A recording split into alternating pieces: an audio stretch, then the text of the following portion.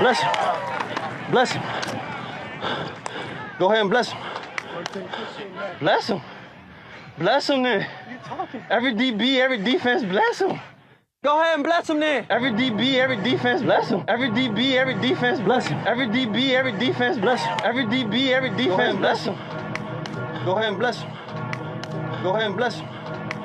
Go ahead and bless him. Bless him then. Every DB, every defense, bless him. Every DB, every defense, bless him. Every DB, every defense, bless him. Every DB, every defense, bless him. Every DB, every defense, bless him. Every DB, every defense, bless him. Every DB, every defense, bless him. Every DB, every defense, every DB, every defense, bless him. Every DB, every defense, bless him. Every DB, every defense, bless him. Every DB, every defense, bless him. Go ahead and bless him. Go ahead and bless him. Go ahead and bless him. Go ahead and bless him then. Every DB, every defense, bless him. Every DB, every defense, bless him. Every DB, every defense, bless him. Go ahead and bless him. Every DB, every defense, bless him. We're gonna bless him. Bless him then. That's it.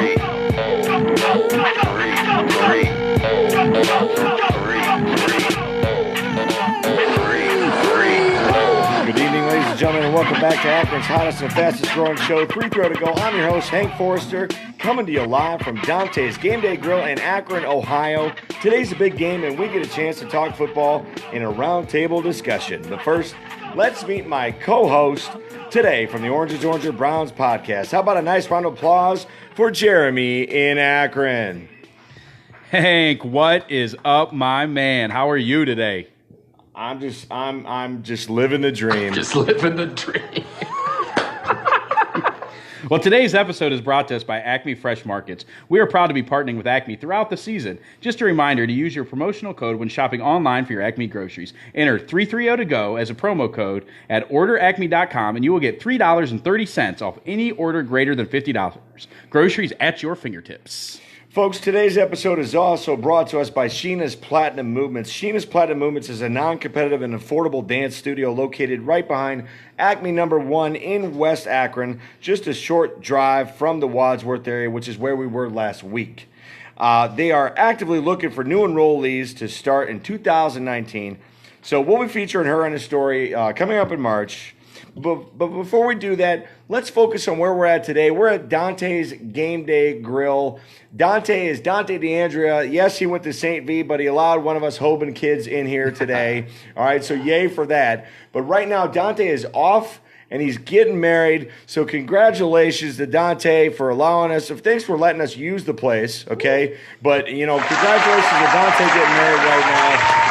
So he's off doing that. But while he's off doing that somewhere hot, we're now back up to 55 degrees, but it's been a hell of a couple weeks, Akron. So way to survive, Akron. Way to survive. All right. So here we go, guys. Let's first meet our other panelists. Let's Alan, go ahead and say hi. Hello, what's going on? Alan, World Alan. Hello. And Nathan, say hi. Hi, everyone. It's Nate from Browns Backers of Norton. Okay, and Alan and Nathan were both on our show earlier this year, so hopefully you got a chance to tune into that when we were talking Browns talk, okay? So thanks for being here, guys, today. And let's try and get this done. We're going to try and get this done in about an hour or so. There's much to discuss, all right? So, we started this whole journey this year with Hard Knocks, and it's like, where did the time even go? Because this has been an interesting transition for us because – for for the first time in a long time, we're like anticipating an actual Browns season. So we ended one, and now we're ready to go. It's like, okay, it's over, but like, let's start it like right now. Okay. Do you guys all feel that way? Well, I think the season definitely got a lot faster once Hugh Jackson and Todd Haley were, quote, relieved of their duties.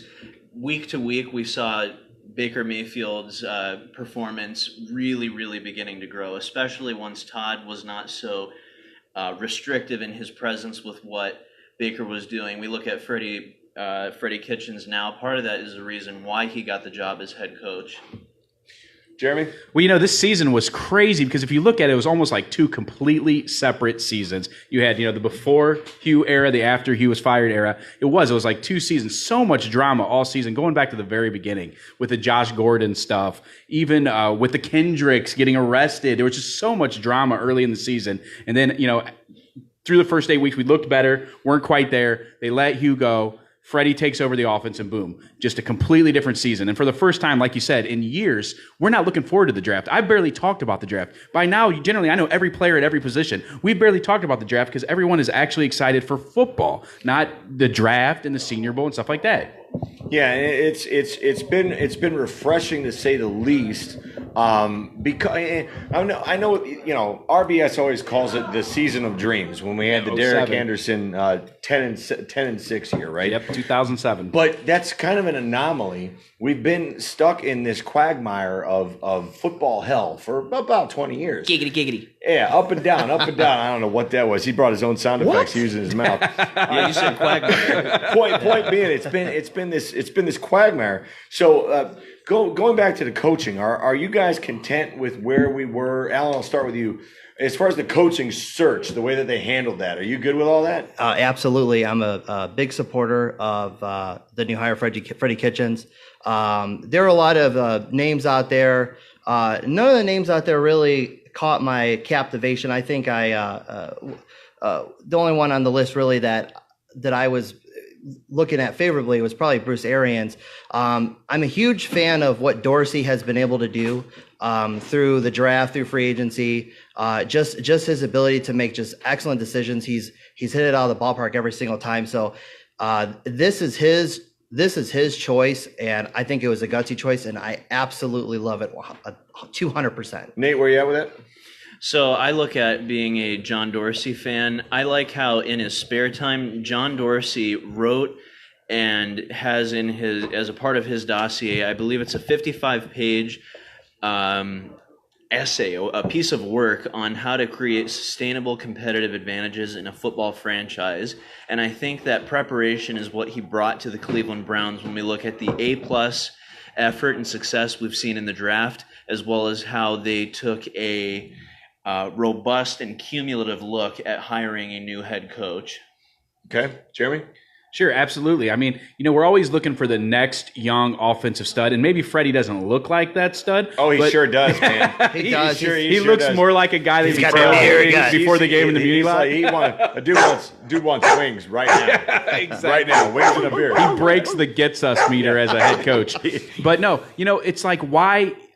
I tossed it around because I said, maybe they should bring in Bruce Arians because he said he'd keep Freddie Kitchens. But you know what? If their offense is great, Freddie will be gone next year. So if we think this is the guy, and it did, it was a hire that took balls by John Dorsey to make, because this is a guy who's unproven. He's never led a team at any level. However, if the Browns offense was awesome next year, he was going to be gone. And if they think Freddie Kitchens is the key ingredient to developing Baker Mayfield into what we think he can be, then you had to pull the trigger, and it was a great hire. To me, the moment they hired him, my take was I got no problem with that at all, of him being head coach, as long as they bring in a bunch of battle-tested, hardened veteran coaches. And that's literally exactly what they did. Yeah. Like the week later. Now, I don't know if that was all Freddie doing that or if John had part of that as well. But you couldn't have constructed a more perfect scenario in regards to coaching staff, in my opinion, once they picked him. Well, I definitely think when you look at ESPN's piece on previous Browns dysfunction, that a lot of it has been rectified, I believe, with Freddie Kitchens reporting to John Dorsey, not ownership. Sure. Ownership has a job, and empowering the voices of all employees is great, but when an unqualified person has the ear of the ownership, that's not a good thing. Okay. Let me comment on that a little bit. Yeah, go ahead. It's exactly. I've been banging this drum for a year. You can't have an organizational structure where the coach reports to the owner and the GM reports to the owner. You have to have a chain of command, because then you're constantly have this natural battle between each other. That's not healthy for any organization. So the fact that they finally fixed that by letting John Dorsey hire the coach, as they've stated publicly many times now, the coach Freddie now reports to John Dorsey. John Dorsey reports to the Haslam's. Now, I wouldn't even mind if they put in another layer and you had, Elliot Wolf become the general manager, John Dorsey the team president, and then you have Freddie, Elliot, Dorsey Haslam, someone between the Haslam's and the football side. I would love that too, but the structure now is so much better, and it actually gives us a chance for sustainable success. Well, Dave Podesta has an interesting position with the Cleveland Browns, because in large part, we don't know what he does aside from his analytics pedigree. Right. What's funny is one time, I didn't hear a single other person in the media talk about this, but I actually reached out to the Browns' former vice president to ask him what Paul DePodesta's actual job is. And he said his job is never going to be to pick the players. It's going to be to develop the systems that we use to pick the players. Right. So if that's the case, and he's just strictly an analytics, non-football side, where he just develops systems they use to better efficiently run the organization, I have no problem with it. Now, I know he was on the coaching search. I don't even really have a problem with that, because it looks like he just gave input, not made a decision. So I think there is a place for analytics and what DePodesta does, as long as he's not interfering with what Dorsey wants to do. Sure. All right, so guys, where are you now in terms of where do you feel our greatest position of need would be right now as a team? Top talent. Okay, you're all about just whatever the board says, draft the best available player. Because that's where we're at. We have a quarterback, we have a head coach, and a running back, as well as a defense and offense that we can build around franchise pieces. And I actually agree with that. I was going to say, I agree with that too. But as far as their greatest positions in need, I think their run defense really needs to get upgraded this offseason. I think their run defense was certainly exposed in the second half of the season, especially the last game. I think the Ravens rushed for like 300 yards or something like that. So that's unacceptable. We have needs across the board, but I think upgrading that front seven on the defense will certainly help the Browns out big time. But I'm with him as well. You got to look at the talent. You got to look at the talent that's available, especially at pick number 17. You just got to go with it. Okay. So, we got a question in from the audience. Do you guys feel that Baker deserved Rookie of the Year? No, yes. Hold on. I'm going to answer that first. I'm glad he didn't. I'm really glad he didn't. Did not. I'm really glad he did not win. Why? Because he is going to be so angry and motivated. He's literally going to go into next season with that angry, I'm jaded again chip on his shoulder that he started this season with, behind Tyrod Taylor. Well, okay? the AP O'Roy and D-Roy is a more coveted goal, but his stated goal at the beginning of the year was win Rookie of the Year. So, Jeremy? I agree with you. I don't think it's a big deal. And next year, if we win the division, no one's going to give a rat's who was the offensive rookie of the year. It's not going to matter. Was that but you're right. Cut out? No. Scott, did you do that? The feed did come up. No, listen. Bazinga. No, but if you listen, I agree with Hank as well, that if you know anything about Baker, he's clearly one of those guys that almost has to invent stuff to be angry about to drive him. Like a Michael Jordan. Michael Jordan used to pretend like he was being slighted when he was the best player in the world. Sure. Some guys need that, and some guys thrive on that. And I think, exactly. Tyson, I think Baker will absolutely use that to fuel the fire this offseason. And that's certainly such a great trait to have. And he's the type of person that you want on your team, and you hate him when he's not on your team. Sure, absolutely. You hate him when he's on the opposition, but man, it's great to have someone like that. Nate, give me a rundown. What do we got coming up draft-wise? Who do we have available? What are some of our better options? So looking through the draft options, I look at what Baker Mayfield does, because this is what the team is built around.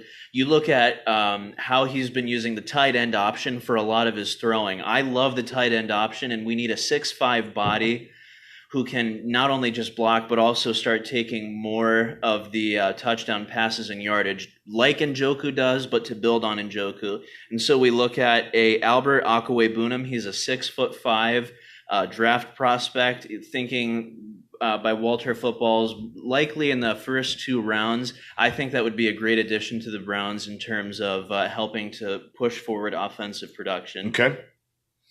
Who do you guys think we should try and bring in to back up Baker? Anybody have a take on that? I mean, if we could bring back what's his face, Tyrod. I mean, that would be. I mean, Tyrod is open to that. If he's open to the prospect of coming back and being the backup quarterback, I think that's where we should go. Well, I think Fitzmagic was a natural fit because we're going to that Monken's offense. He knows it well. I know he's tossed around the idea if he can't be a starter of retiring the last couple of years. But I think he'd be a great fit. He's obviously a guy who people like in the locker room. And if Baker were to go down, he's a guy who can win some games. I want a quarterback now. I think we're at a point now where we need a backup that can win some games if Baker were to go down because we're going to be that kind of team. I love how they call it the air raid offense, too. Yeah, the air raid. Like West Coast, now we got the air raid. I'm like, okay, fair enough. I think that was an underrated hire, especially because he's not going to be calling plays. Monken he got interviewed by Green Bay, and he got a couple head coaching interviews. Here's a guy who called plays for one of the best offenses in NFL history by the numbers last year, and he takes a job here just to come and help Freddie, and Freddie's going to call the plays. I love that. In the past, that would have never happened in Cleveland. Did he have as many coaching offers as Greg Williams? No, nobody has ever had as many coach offers all right, just as check. Greg Williams. Horrible turnaround. Isn't Horrible. Isn't it great that we're sitting here talking about wwho's our backup quarterback going to be? Yeah, absolutely. It's amazing. Hey. Right? It's amazing. Praise all around, okay?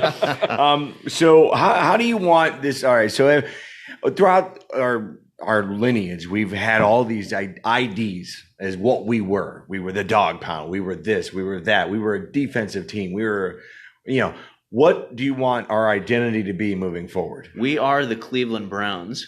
If you're not in orange and brown, you don't matter. Oh, and there it is. Mic drop drop. There it I is. would drop the mic, but it's not mine. It's expensive. No, that's a fantastic line. I can't. And let me great. say this. To me, sports is when you boil it down, what is it? It's entertainment. What's fun? Scoring a lot of points. Sure. Having a guy like Baker, Yeah. and having a good defense is great, and that's fun too. But scoring a lot of points is fun, man. Right. And for the first time in my lifetime, minus a little bit in 07, we're going to have an offense that puts points up and has fun. Look, I've been over this before. Baker, as a rookie, just had 27 touchdowns, 14 interceptions, and 13 starts, right? And remember when we loved Brian Hoyer, and we said Brian Hoyer had this great year? He had 13 touchdowns and 15 interceptions. We've literally never seen quarterback play like this. And I get it. The first time I saw him spin one in that Jets game, I went. We did this. We did the draft party. My thoughts. I wanted Darnold. You know where I was too. I didn't want Baker. Okay, and Chase was like Baker. Yeah. This guy at church was like Baker. Okay, Yeah. and I'm like, this dude is Johnny Manziel. Yeah, I part told two.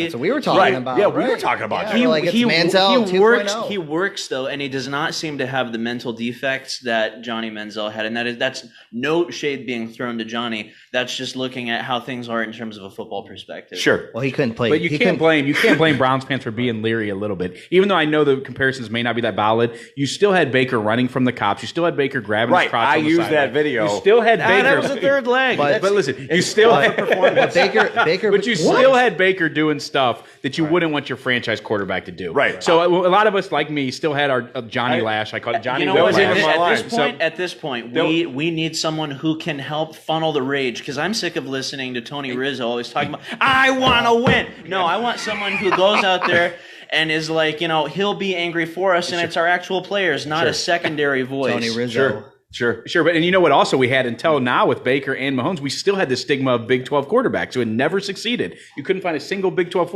Sam Bradford was like the most successful Big 12 quarterback until Mahomes and Baker. So you still had that along with the Johnny stuff, along with the off the field stuff. So there was reason for people to be concerned. Now, obviously, looking back, we were all wrong, and I'm so glad we were wrong. Like I said the day of the draft party, remember what I said? I didn't want Baker, but the day we drafted him, he became my favorite quarterback. Guy. Right, He's right. my guy. I'd like to know if the Patriots' strong desire for Baker Mayfield was true. True. It was absolutely All right. true. So just give me a number. We'll start with you, Alan. Where do we finish the season with regular season wins next year? I'm gonna go 10. Okay. 11-5. Okay. I'm gonna put. That's what I was gonna say. 11-5. And we're gonna win the division. I got us 10-6, winning the division. Yeah. All right. We need 11-5 to win. So there's our little Browns talk. That's a wet our whistle a little bit. So now let's get into the Super Bowl today. Am I allowed to say that? It's the big game. I mean, what's the rules? Are they gonna find our little podcast webcast? the big game. It's like the big game, right? Okay. All right.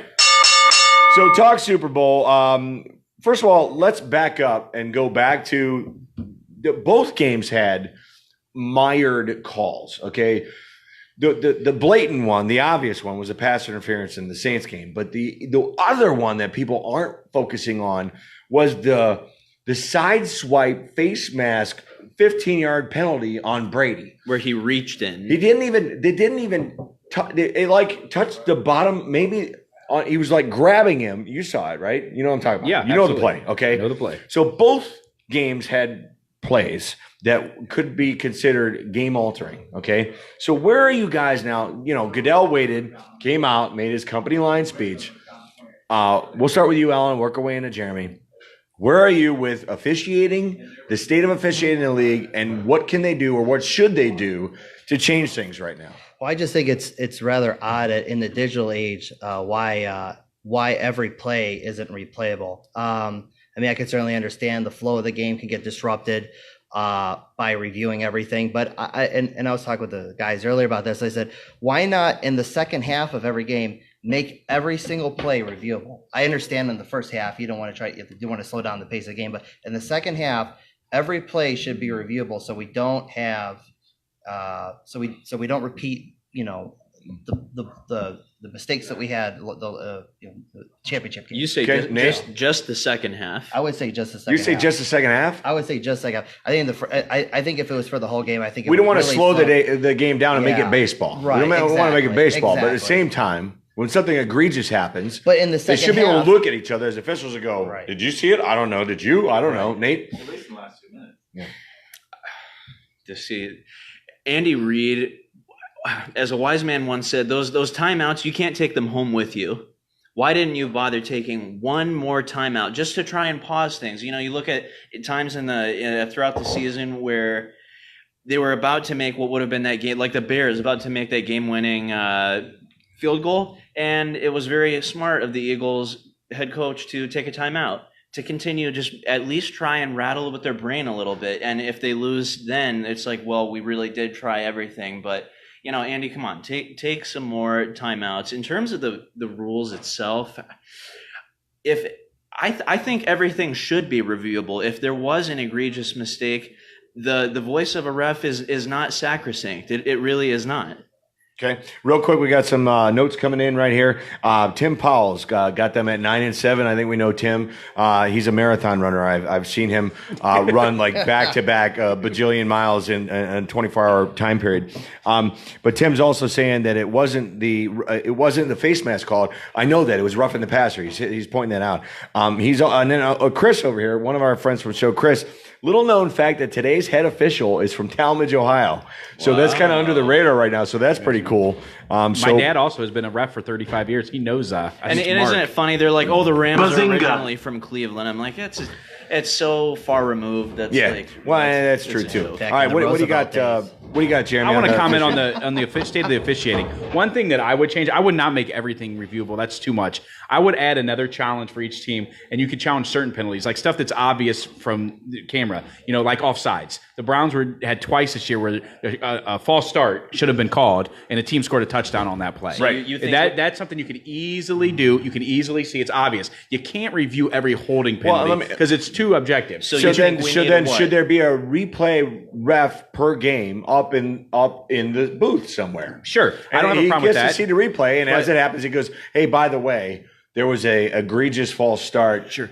Before you call that a touchdown, Absolutely. let's I go think ahead. False starts, buzz offsides, down, buzz down. So in other words, that requires Goodell to bring up to the owners to allow plays to be reviewed that are not currently reviewed. Sure. It would start with the competition committee. Someone in the competition committee would have to bring it up. Then the competition committee would vote on it. Then it would go to the league as a whole. So that's how that happens. Committees. So and you know who's on the competition committee? Sean Payton. So I'm sure Sean Payton is going to be bringing this up. But I think that you can't make every penalty reviewable, but you can make pass interferences and you can make offsides and false starts reviewable. And it wouldn't even be that hard. And it's pretty easy to see if they blow one. So I think you just either add a replay ref or add one more challenge a game, and you can challenge those two penalties. Quick That's how I time think. out. Let's hear it for Chris. He's coming down here right now from Dante's GameDay Bar and Grill, and he is bringing out the food. They are really well known for their wings and they make these incredible fries that are called GameDay fries. Are they here? Where are they? There's the fries right there. Okay, so show the. Let's put the fries in the camera if we can. You want to do it? Move, man. Go do your shot. Just tilt them so that see the camera.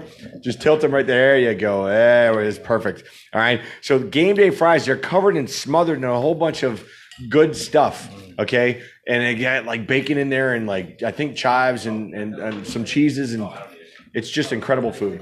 All right. I'm about to add a little barbecue sauce to my white Wow, football so jersey good. here. Dante's an acronym. All right, so dig in, guys. Dig in. All right, so where were we? All right, so that's officiating. Let's go ahead and break down. Let's start with the Rams. Well, if I can get you guys in between bites. What's your take? We'll start with Alan. We'll work our way up from the outside in consistently, okay, Alan? So what's your breakdown of the Rams? Well, I think the Rams defense, obviously, with Aaron Donald winning Defensive Player of the Year, arguably the best player in the NFL right now. I think when you look at the Super Bowl, they have to get pressure on Brady in the middle, down the middle there, for them to be able to beat Brady in this game. I think Jared Goff has looked pretty solid so far in the playoffs. Todd Gurley's going to play, right? Yeah. So he should be an impact player in this game, and you gotta love C.J. Anderson. So they're gonna give the Patriots a run for the money, especially if, like I said, if we can get the pressure inside to Brady, then I think we should be good. I can't remember who it was. One of the analysts just recently he called C.J. Anderson a bowling ball of steak knives. So good, right? Man. So true. And that he was, it was like they dressed up Prince Fielder and put him in a Eric Dickerson Halloween costume. Okay. So dude's thick, right? Didn't used to be that thick. I had him on fantasy football a few years ago. And when he was with the Broncos and he was dominating, he was a dominant elite NFL running back. And then he just kind of fell off the grid and kind of disappeared. Next thing you know, he shows up and he's backing up Todd Gurley. So it's like, that's not a bad gig, right? And he's been incredible. I mean, if you look back, he had I think he had 480 yards in a 3 game. I mean, he's been awesome, and it's been a perfect compliment. And they're such a smart offensive team that they've been able to work him in. And Gurley is such a what's the word I'm looking for? Just a guy you can use all over the place. You can use him out of the backfield. Multi-purpose. Exactly. He's just a great all-purpose running back. You can get him out of the backfield. You can run the ball. He doesn't need a ton of touches to be successful. He's that kind of talent. So it's just been a nice compliment with sort of pound the ball, and then hit him with Gurley on the ends or Gurley out of the backfield. It's a great compliment. Alan, you brought up getting to Tom Brady, okay? When you look at Donald and Sue, they are literally the poster child for what we want. Right. We've got Myles Garrett right now, and we were hoping that Agba or one of those guys would be that other guy, and they're not quite ready for it, okay? No. We thought they would be, but they're not ready yet. But the point is, those two guys eat quarterbacks. Right. That's what they do. 20 and a half sacks Donald had, right? Right. So that's literally a template that we should go off of. Yeah. And to me, that's a key to success for the Rams today. If they want to win this game, they've got to get to Tom Brady. And they've got to have the refs not call crazy calls, like if they sack him and drive him to the ground and it's a 15-yard penalty. Yeah. Okay? So what do you got, Nate? You're eating, but go ahead. Yeah, absolutely. So we've got I think a way that we could have a tandem edge rusher to go with Myles Garrett, that we could get very realistically the 17th first-round pick. Montez Sweat, Mississippi State, at a height of 6'6" and 241 pounds. His wingspan is 85 3/4 inches. Each one of his hands is 10.13 inches wide, and he runs a 40-yard dash in 4.6 seconds. All he has to do is get close. It's amazing how big these guys are now. Oh, it's amazing. And they keep getting bigger and bigger and bigger. Corn-fed. Bro. Go ahead, Jerry. What I was going to say is that the NFL is starting to trend. You still need edge rushers. It's very important. But the NFL is starting to trend with guys up the middle that can rush the passer because that causes more havoc, especially for pocket passers like Tom Brady. I think we're halfway there on the Browns defensive line with Larry Ogunjobi and Myles Garrett. I think we're going to need to improve, like I said, the other side. But I think even more than an edge rusher opposite Garrett is we need another guy in the middle that can wreak havoc from the 3 technique. as a defensive tackle. And so I think that is how you beat the pocket passers is you get in their faces. Tom Brady today, like you guys started to say, if the Rams are going to win that game, they got to get in Tom Brady's face. He can if he can step up into the pocket all game, that's where he does his damage. Obviously, he's 40 years old. He's not going to be, running outside the pocket. So the key is get pressure up the middle on Brady, and the Rams are one of the few teams in the league that are equipped to do that better than anybody. Well, and there's an interesting stat right now about Goff and the Rams. Goff is considered to be the number one quarterback that stays under center. So he does more plays under center than any other quarterback. And coincidentally, Tom Brady is third in the league. So I think that gives a significant advantage to these downhill runners. When a guy's getting a handoff and he's already taken 3 or 4 steps, it makes a significant difference, right? Sure. As opposed to these guys are all doing draw plays. And it's they're starting off 4 or 5 yards back, and they at 0 miles an hour. So I thought that was an interesting stat. I saw that yesterday. All right, so where are you guys with the Patriots right now? Where are you with the Patriots? Everybody's eating right now. Got no bones about him. Yeah, no bones. There's a bazinga. Tom Brady. Bazinga. We got Alan. Tom Brady defying time, and Bill Belichick, obviously one of the greatest coaches ever. Patriots offensive line I think it's probably one of its biggest strengths. It's why Tom Brady has been able to sort of keep himself healthy enough to stay in gameplay shape.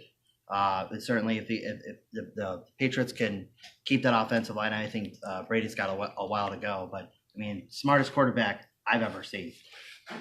Okay. Let me say this, guys. Think about the fact that they've been to 10 strate AFC champipionships. It's in a sickening. league built on parity. It's in the one league where you can go from worst to first. It's not the NBA where the same 5 teams are going to win the championship. One of them is going to win it every year. You have in a league of parity a team that has been to 10 straight AFC championships. It's incredible. And it's really a testament to Bill Belichick, Robert Kraft, and what they've done there, just plugging guys in. It's really incredible when you look at that defense. There's not a star on that defense, yet here they are, year after year, just plugging guys in, taking guys off the scrap heap. Your Dorsett's on offense. You take guys off the scrap heap, and you just keep winning. It's really an incredible, incredible system. And I say it's sickening, but I say it from the eyes of a Browns fan. Absolutely. Because if I'm not a Browns fan, it's absolutely incredible, right? And even NFC, let's say everybody in the AFC hates the Pats, right? But the NFC probably appreciates him for what he is, right? That brings up an interesting point. So let's break down the comparisons between Goff and Brady right now. What I noticed is Goff started out, I got him in fantasy, like in the middle rounds, right? Mm-hmm. And nobody expected him to do much. And I just saw him sitting there and I needed a backup QB. So I picked him up. Next thing you know, he's throwing up 48, 58 points in fantasy, right? Incredible. The same thing with Mahomes, okay? Mm-hmm. So the point is, I don't think we necessarily anticipated that he was going to have such a breakout season. But at the same time, with McVay and his wizardry, it kind of all goes together. So where are you guys on the Brady versus Goff comparisons right now? Well, one thing that's pretty cool is I actually love the matchup. I know a lot of people didn't want this matchup. They don't love Tom Brady. But the fact that Tom Brady played the Rams in his first Super Bowl 17 years ago when Jared Goff was in kindergarten. Think about that. Jared Goff was literally in kindergarten when they played for that Super Bowl. I think it's awesome. One thing I really like about Goff is I like the fact that he's so calm and cool. You know that this game is not going to get to him. He's a cool customer. He's always seems to be under control, and I do see similarities in their games. I think there's quite a bit of similarities in the fact that they both are excellent in the pocket. They both can stand up, see, over the middle because of their height and size and arm strength. I think that this could be a moment of passing of the baton tonight. We'll find out about that. But I just think it's such an interesting storyline that, Tom Brady older than the Rams coach. There's just so many interesting, neat storylines in this game. Yeah. Yep. Alan? Right. So, yeah, definitely to me, it's the old lion versus the young lion. And sometimes both games were set up for that. Right. So AFC and NFC were both young and old lions, right? Exactly. Breeze versus, really it's going to be a tale of the lions, and sometimes that old lion can fight off the I feel like He Trev can fight right off now. the challenge of that. I feel like Trev. I'm sorry. I feel like Trevisano right now. I'm just eating out here. You need a Lip smoke- smacking You everywhere. need a smoker's voice if you want to be Trevisano. So, but yeah, I just think it's the old lion versus the young lion, and this will Brady's got what it takes for that old lion to fight off that challenge of that young lion, but we'll just have to wait and see. That's kind of how I view this matchup. Goff was having an incredible season, and then Cooper Kupp went down, and then they kind of faltered a little bit because he got that real fast deep threat out of the lineup, and it did cause them to kind of sputter midway through the second half of the season. And the same thing happened with the Patriots. So you saw all these teams that were like dominant, and then all of a sudden they had like a 2 or 3 game stretch where we were like, yeah, like what is going on? And then they caught their wind back again, and bada bing, they steamrolled into the playoffs. All right, Absolutely. Would you quit rubbing that leg over there, Moon Man? Well, you know what's funny is I think that Robert Woods is actually one of the most underrated. Moon Man's checking out the leg. Okay, I don't know what's happening here. good. All right, go hour. ahead. Sorry, Jared. What? Okay. No, what I was Where's them fries? What I was going to say was I think Robert Woods is one of the most underrated player in the league. He's been absolutely fantastic. In the Rams, I think look at the weapons on that often with Robert Woods, Brandon Cooks. You know what I mean? That's just a Gurley. It's a loaded offense, and it's just the scheme they put together with it is just a fantastic scheme with a ton of weapons. And like you said, though, they did sputter a little bit, but I think they've fixed those issues. But Robert Woods is just a guy that I love, and I just think has been completely overlooked and underappreciated on that team. And again, I go back to C.J. Anderson. When you have a competent back, look at me chewing right now. Sorry, guys. When you have football, guys, come on. When you have a competent back that can fill in for arguably the best running back in the league, and they didn't even miss a beat. To me, that's huge because it fills that void of having that injury situation where all of a sudden now you have to pass, right? Where teams know you have to pass. First of all, before we go on, guys, if you could see it, I brought my Browns rally possum. Can everybody see the possum right here? Yeah. Go ahead and hit the like button, hit the love buttons on your feed if you can see it. The kids bought me this for Christmas. So I actually have a Browns rally possum. Nate, you have a story about that.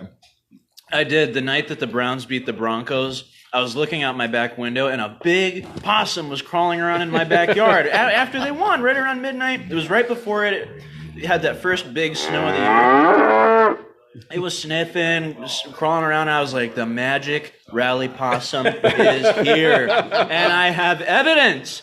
Photographic evidence, which I sent to you, Scott. Did I not? You did. Big Hank, excuse me. Hold on. Hold on, folks. From Big Hank. And if I can, let me go back for a minute. When you were talking about what C.J. Anderson reminds you of, the bowling ball with knives, the first thing I thought when I saw him, Jerome Bettis in the early years with the Rams. Yes. You know what I mean? Yes. It's that big, burly, it's almost a lost thing in the NFL now because of the injuries, but it's been such a nice compliment, and they've just done such a great job fitting him in. It's fun for me. I love seeing a big guy running up the middle. It's just a fun, fun thing. If you guys are watching, I have not heard that name in a while. If you guys are watching right now from Twitter, we got Jeremy in Akron. The Jeremy, right? It's the Jeremy in Akron. If you're watching on Twitter right now, Twitter world, correct me if I'm wrong. Check out right now and let us know if this really happened. I'm getting breaking news that the NFL Network has already played a commercial that has stated and claimed that the Pats have already won. Yeah, I saw that. So go ahead and check that NFL Network news right now. Roddy, a previous co-host of our show, is reporting that right now, live from the NFL Network. All right, so if the fix is in, I'm sure it's one of those things where they have commercials made up for both teams as soon as the game's over to run, but then they accidentally run the Patriots one. So then what does it turn into? A conspiracy theory, Absolute right? conspiracy theory, all the way, all the way. I think it was a college intern. Yeah, with the Korean airline thing. all the way. Yeah. Everyone All get to your right, so, basements. The bomb is coming. So here we go. Next question, and that is, let's talk about the Patriots, right? Because they're quickly approaching a transitional period. Okay, Brady's in his 40s, and even though he seems to be immortal, there has to come a time. Okay, It's coming. When Father Time is undefeated. So when I think of the old guys, right? I think of Julio Franco, Breeze. And I think of Julio Franco, who's probably like 55. And he wasn't even, he was older than we thought. Yeah, he didn't even Vince Carter. And then pitcher Bartolo Colon, right? So those are the guys I think of, right? But they're not getting hit by people. Okay, so how much longer can this guy go? And then you got Gronkowski thinking about walking away, and then Belichick. So where are you guys with the future of the Patriots? I got both Brady and Belichick staying for at least 4 more seasons. 4. I got him for 4 more He said seasons. 4. He said he's playing until he's 45. Yeah, so I think with the way that the offensive line has played him, as long as they give him the adequate pass protection, 4. He's got 4 more years left. 4. Let me say that There's one like time hell. I heard Bill Parcells say, That's AFC hell right there. one time I heard Bill Parcells say that Vinny Testaverde could have played till he's 50 if they could just let him stand in the pocket and throw. Right. It's the same kind of thing with Tom Brady. If you get him time, he's going to be able to stand back there for another 4 or 5 years and pick people apart. Now, the problem for the Patriots dynasty, I think, comes in 2 names: Patrick Mahomes and Baker Mayfield. You got the young studs. There you go, hopefully. You got the young studs coming up.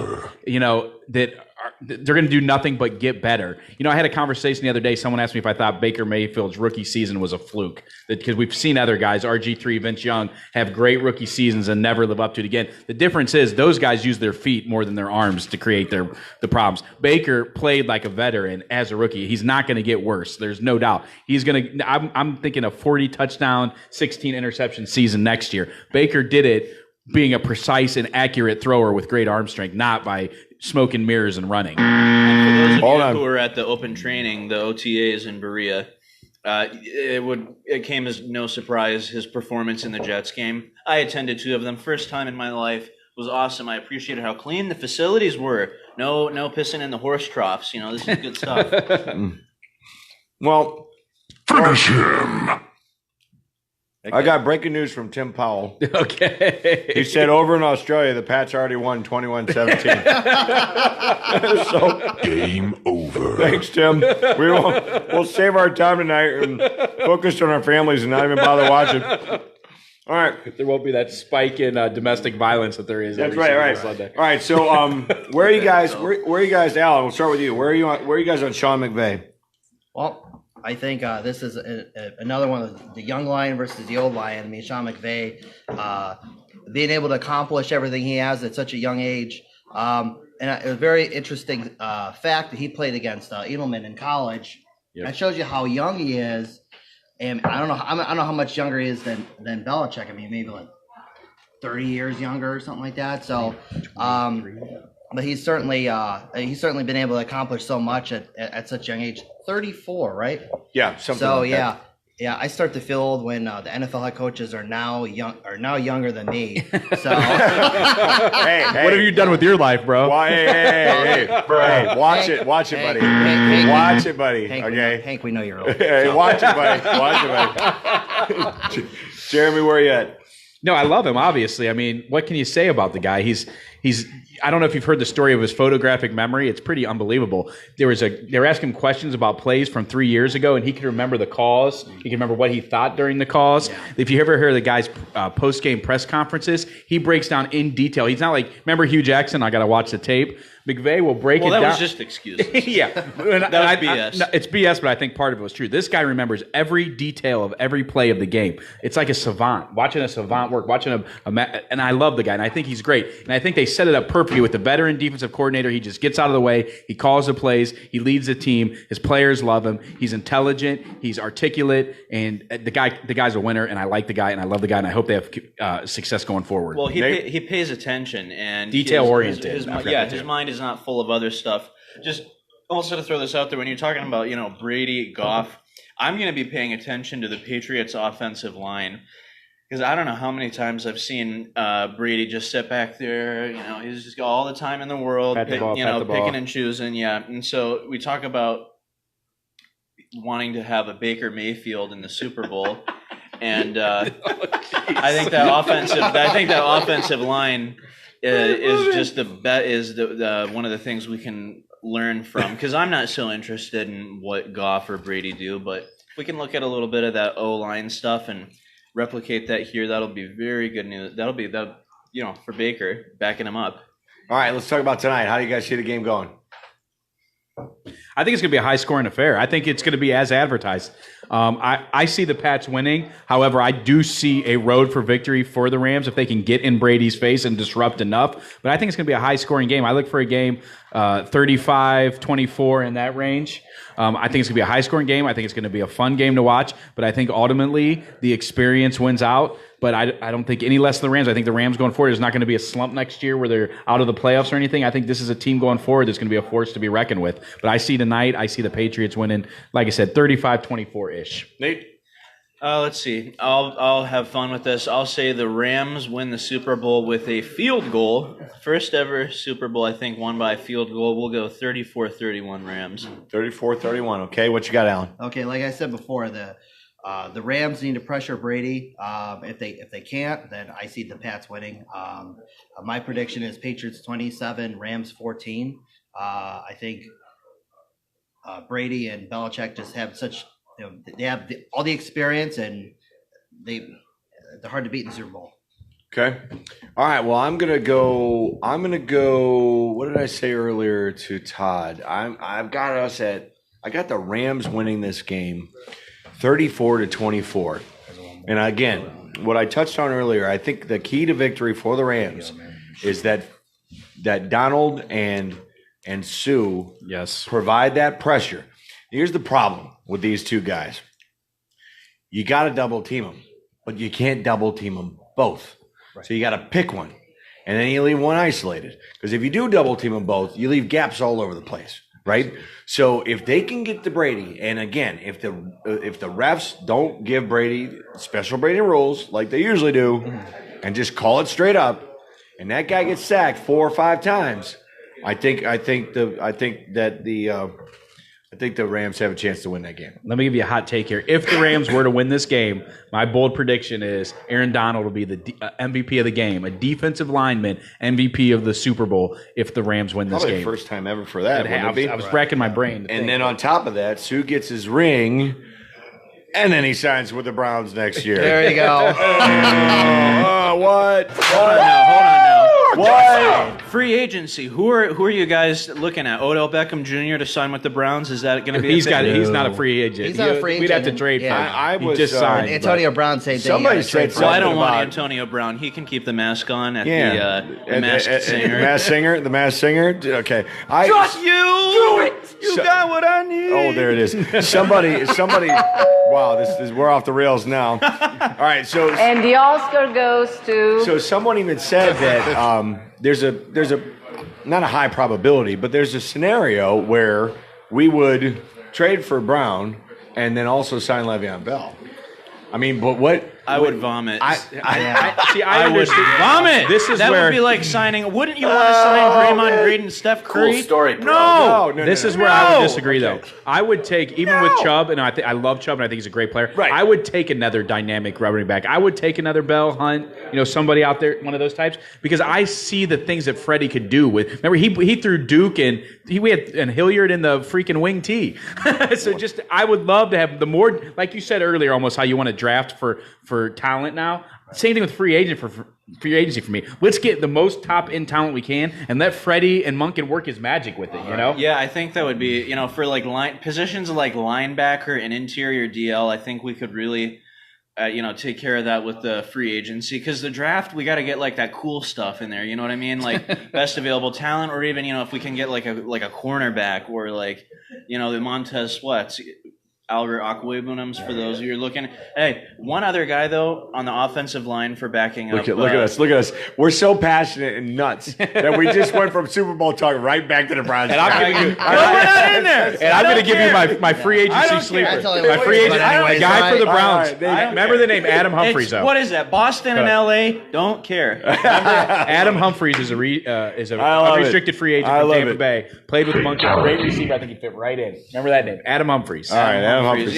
But have you ever heard of a guy named Dalton Risner? No. Dalton Risner is a 6'5", 24-year-old senior coming out of Kansas. The guy has eats people for breakfast. Nothing. Finish him. He's got strong muscles, and the technique and the hand placement on the offensive line, I think that could really, really, really improve us on the inside. Okay. So they're asking for more disagreeing. They want arguments. Shut up! Right. What do you guys think about the DeMarcus Lawrence? Hold on, I got Jason. I don't think he'll ever actually. We got get the breaking free news agency. from Jason Mitter right now that says CBS channels are messing up all over the place. Uh-oh. So there's a conspiracy theory there. And then Roddy's picking the Rams to win 28-27 right now. So there you go. We got Kevin Harper's online right now saying the Pats are going to win 28-20.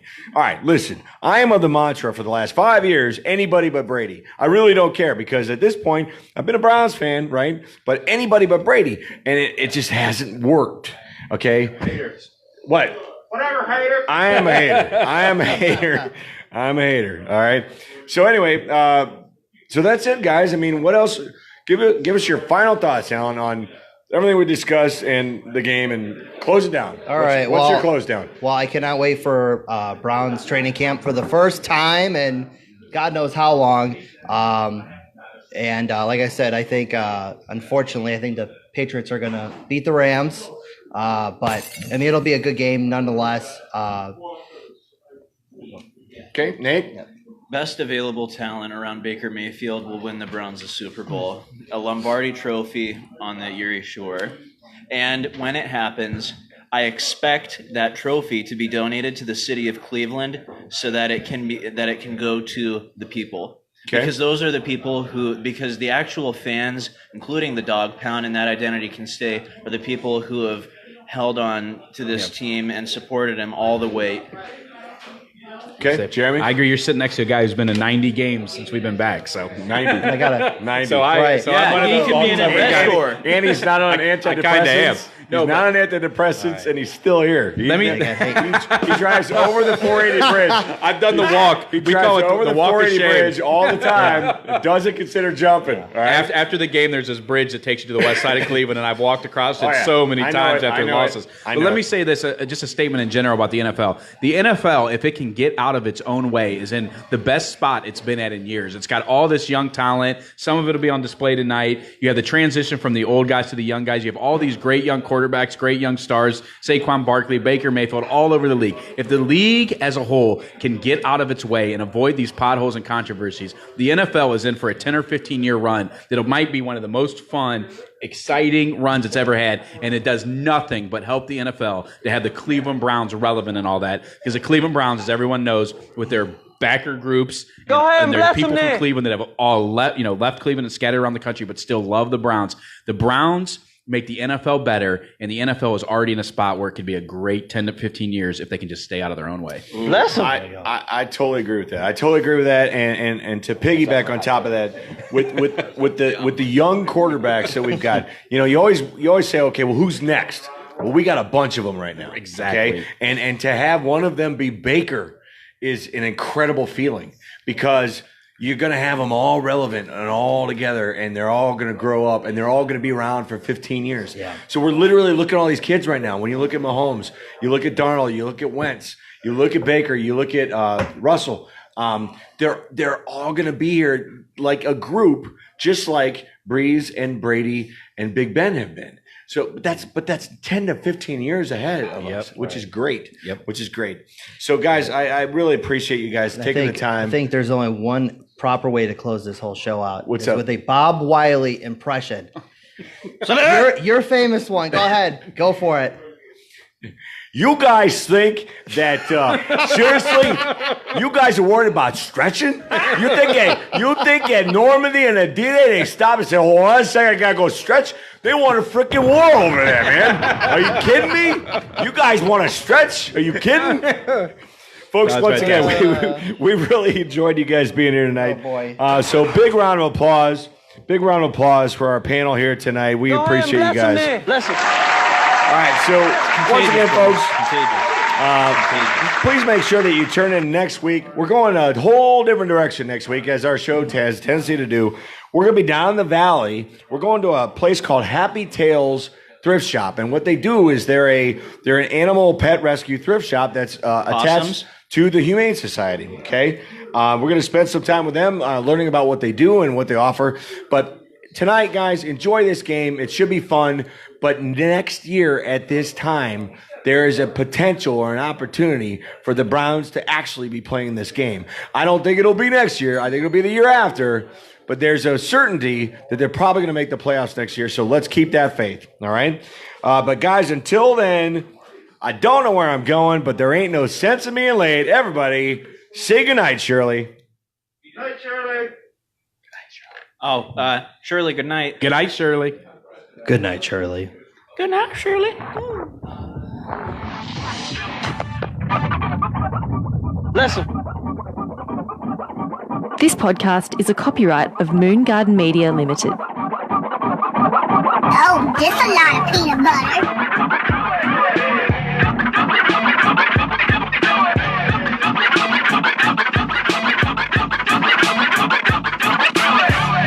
The bottom for 3-3 ball.